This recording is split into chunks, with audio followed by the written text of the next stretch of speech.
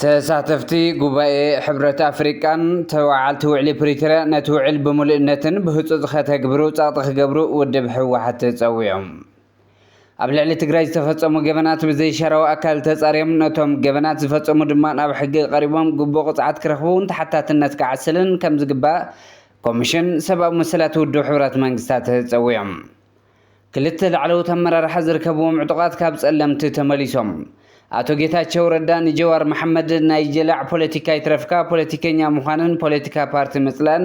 ይፈላሉ እዮም ይበል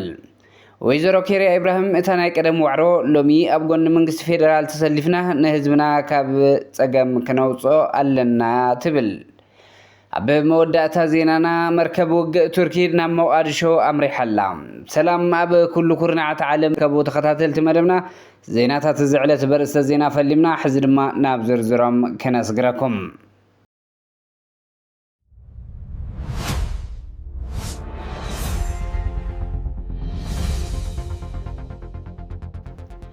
ተሳተፍቲ ጉባኤ ሕብረት ኣፍሪካ ተዋዓልቲ ውዕሊ ፕሪቶርያ ነቲ ውዕል ብምልእነትን ብህፁፅን ከተግብሩ ፃቕጢ ክገብሩ ውድብ ህዝባዊ ወያነ ሓርነት ትግራይ ፀዊዕሎም አቦ መንበር ህወሓት ዶክተር ደብረጽዮን ገብረ ሚካኤል ናብ አቦ መንበር ሕብረት ኣፍሪካን ፕሬዚዳንት አንጎላን ጃኦ ጎንሳሌስ ሎሬንዞ ኣብ ዝፀሓፍዎ ደብዳቤ ሕብረት ኣፍሪካ ኣብ ትግራይ እናተጋደደ ዝኸድ ዘሎ ኩነታት ክርእን ስጉምቲ ክወስድን ፀዊዖም ኣብ ፕሪቶርያ ዝተፈረመ ስምምዕነት ሰላም ዛጊድ ብምልእነት ከም ዘይተተግበረ ዝገለጹ ዶክተር ደብረጽዮን ሕዚ ዝረአ ዘሎ ወታደራዊ ምንቅስቓስ ነቲ ጉዕዞ ሰላም ዘተዓናቅፍ ምዃኑ ገሊፆም ኣብ ልዕሊ ሲቪላት ዝፍፀሙ ዘለዉ እገዳታት ምንቅስቓስ ቁጠባዊ ፀቕጥን ፖለቲካዊ ምግላልን ንመስርሕ ሰላም ኣብ ጥርጥር ኣትዮም ዝበሉ እቶም ኣቦ መንበር እዞም ተግባራት ንትግራይ ጥራሕ ዘይኮነ ሓደጋታት ዞባዊ ፀጥታን መስራሓት ኣፍሪቃ ኣተኣላለያ ጎንፅን ምዃኖም ኣተሓሳሲቦም ሕብረት ኣፍሪቃ ኣብ ከይዲ ውዕሊ ሰላም ገዚፍ ኣበርክቶ ከም ዝነበሮ ዝገለጹ ዶክተር ደብረጽዮን ሕዚ እውን ግን እቲ ስምምዕነት ብዝግባእ ክትግበር ክሰርሕ ይግባእ ኢሎም እዚ ምስ ዝኸውን ድማ ኣብ ህዝቢ ዘሎ እምነት እናገዘፈ ከም ዝኸድ ሓቢሮም ኣለዉ ተዋዓልቲ ንኣገዳዲ ኣፈፃፅማ ውዕሊ ፕሪቶርያ ብምልእነትን ብህፁፅን ከተግብሩ ምግባር ጉጅለ ክትትል ምርግጋፅን ቁፅፅርን ሕብረት ኣፍሪቃ ብመሰረት እቲ ውዕሊ ስራሕቱ ኣጠናኺሩ ክቐፅል ክገብሩ ይግባእ እውን ኢሎም ኣብ ልዕሊ ትግራይ ዝተፈፀሙ ገበናት ብዘይሸራዊ ኣካል ተፃርዮም ነቶም ገበናት ዝፈፀሙ ድማ ናብ ሕጊ ቀሪቦም ግቡእ ቅፅዓት ክረኽቡን ተሓታትነት ክዓስልን ከም ዝግባእ ኮሚሽን ሰብኣዊ መሰል ውድብ ሕብረት መንግስታት ተፀዊዖም ኣብ ትግራይ ዝረአ ዘሎ ዘይርግእ ኩነታት ናብ ዝኸፍአ ብርኪ ቅድሚ ምስግጋሩ ወጥሪ ንምንካይ ኩሎም ወገናት ብሓላፍነታዊ ስምዒት ነገራት ከተሃዳዱ ይግባእ ክብል ኮሚሽን ሰብኣዊ መሰላት ውድብ ሕብረት መንግስታት ደጊሙ ፀዊዑ ኣሎም ወሃቢ ቃል እቲ ኮሚሽን ራቪና ሻምዳሳኒ ሎሚ ኣብ ዝሃበኦ መግለፂ ንቅንያቱ ላዕለዋይ ኮሚሽነር ሰብኣዊ መሰላት ውድብ ሕብረት መንግስታት ቮልከር ተርክ ነገራት ካብ ቁፅጥር ወፃኢ ቅድሚ ምዃኖም ማሕበረሰብ ዓለም ዝተዋደደን ቀፃልን ፃዕርን ፀቕጥን ክገብር ንዘቕረብዎ ፃውዒት ብምድጋም ኮሚሽን ሰብኣዊ መሰላት ውድብ ሕብረት መንግስታት ኣብ ትግራይ ዝረአ ዘሎ ወጥሪ ብዘተን ፖለቲካዊ ልዝብን ክሃድእ ፀዊዐን ላዕለዋይ ኮሚሽነር ሰብኣዊ መሰላት ውድብ ሕብረት መንግስታት ቮልከር ተርክ ኣብ ዝሓለፈ ሰሉስ ኣብ ዘውፅዎ መግለፂ ኣብዚ ሕዚ እዋን ኣብ ትግራይ ዝረአ ዘሎ ዘይተረጋገአ ኩነታት ቅድሚ ምህድንጓዩ እቲ ወጥሪ ናብ ዝኸፍአ ብርኪ ቅድሚ ምስግጋሩ ማሕበረሰብ ዓለም ዝተዋደደን ቀፃልን ፃዕርታትን ፀቕጥን ክገብሩ ተላብዮም ወሃቢ ቃል ኮሚሽን ሰብኣዊ መሰላት ውድብ ሕብረት መንግስታት ራቪና ሻምዳሳኒ ዘሎ ፀገማት ብዘተን ምርድዳእን ክፍታሕ እምበር ዳግማይ ናብ ዕጥቃዊ ጎነፅ ምእታው ሳዕቤናቱ ንምግማቱ ዝኸቢድ ኩነታት ዝፈጥርን ንዘሎ ሰብኣዊ ቅልውላው ከጋድድ ዝኽእል ሳዕቤን ከም ዘለዎ ኣጠንቂቖም ምንባሮም እውን ኣዘኻኺረን ማሕበረሰብ ዓለም እውን ነቲ ዝፍጠር ዘሎ ወጥሪ ንምህዳእ ዝተዋደደን ቀፃልን ፃዕርታት ክገብር ኣስሚረናሉ ወሃቢ ኮሚሽን ሰብኣዊ መሰላት ውድብ ሕብረት መንግስታት ራቪና ሻምዳሳኒ ሎሚ ኣብ ዝሃበኦ መግለፅን ፃውዒቶቶም ኮሚሽን ረጊመን ኩሉ ነገር ብሰላም ክፍታሕ ክረክብን ፀዊዐን ኣለዋ ክልተ ላዕለዎት ኣመራርሓ ዝርከብዎም ዕጡቃት ካብ ፀለምቲ ተመሊሶም ብሽም ግንባር ፀለምቲ ኣብ ዝተወደበ ዕጡቕ መራሕቲ ግንባር ዝርከብዎም 5 ተጋሩ ሎሚ ኣማስዮም ኣትዮም ኣለዉ ንሕና ተጋሩ ኢና ኣባላት መከላኸሊ ኢትዮጵያ ክንከውን ኣይንኽእልን እውን ኢሎም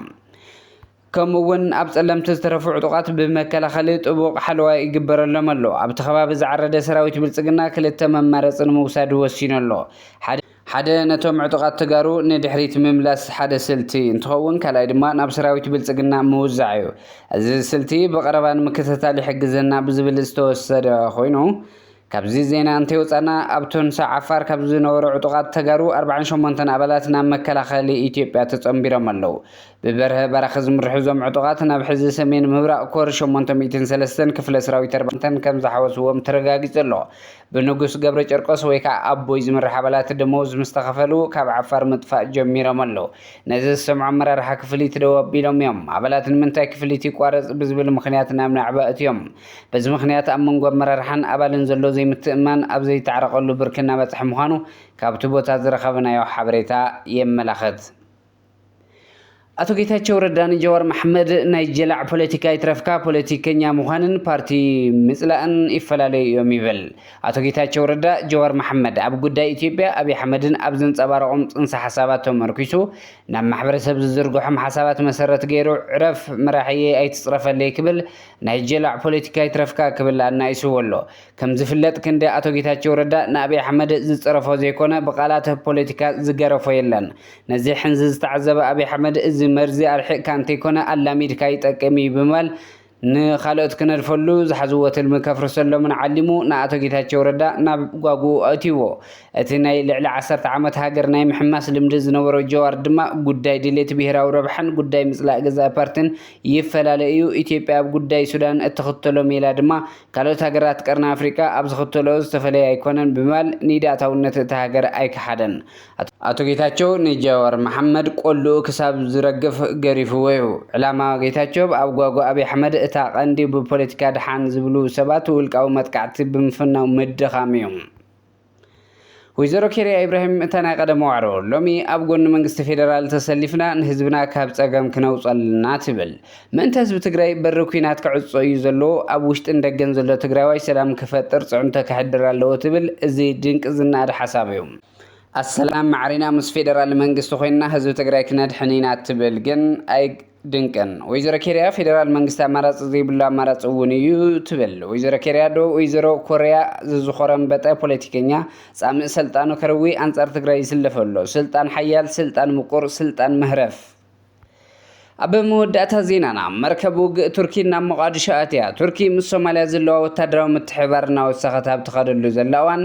تسيجي سانكاكتار استبهلت مركب وجئ نبدو ودب مقادشة كم زاتوت هجرا ومع خنزينا صومال سونا حبير الله نتا مركب وجئ أزاز سراوي صوماليا برغادير جنرال إبراهيم محمد محمودن منيستر مكلخال صوماليا عمر علي عبدين تقبلهم وابز قربا وان كالتو سخت مركب وجئ تركي كسعبا كم زخلاون تسبي تغير له بمسارة صبصاب سونا ازم وفارزي اكل نايتي صوماليا حيلتات بحرن مقام نمسلطانن نمعتاغن كمون ابدوبات بحرن قلف مسمرات مرخبن صطتان محيال تجبرو زلا صعر مخانو يزغلص ازي كمزيلن كلو تركيا اب سميناو مبرق زوبا ساناغ معسكر حيل بحرن مقام ودب كم زلوون صبصابات يحبرون እዚ ስጉምቲ ዝወስድ ዘሎ ሶማል ምስ ቱርክን ስዑድ ዓረብን ሓዊሱም ዝዞባ ማሓዙት ሃገራት ወታደራውን ዲፕሎማሲያውን ሽርክናታት ኣብ ተስፋሕሉ ዘለዋን እዮም ባርከስ ክቡራት ተኸታተልቲ መደብና ዜናታት ዝዕለት ኣብ ዝከምቢትና ሰሰናይ ንዓኹም ሰላም ንዓኸ ትግራይ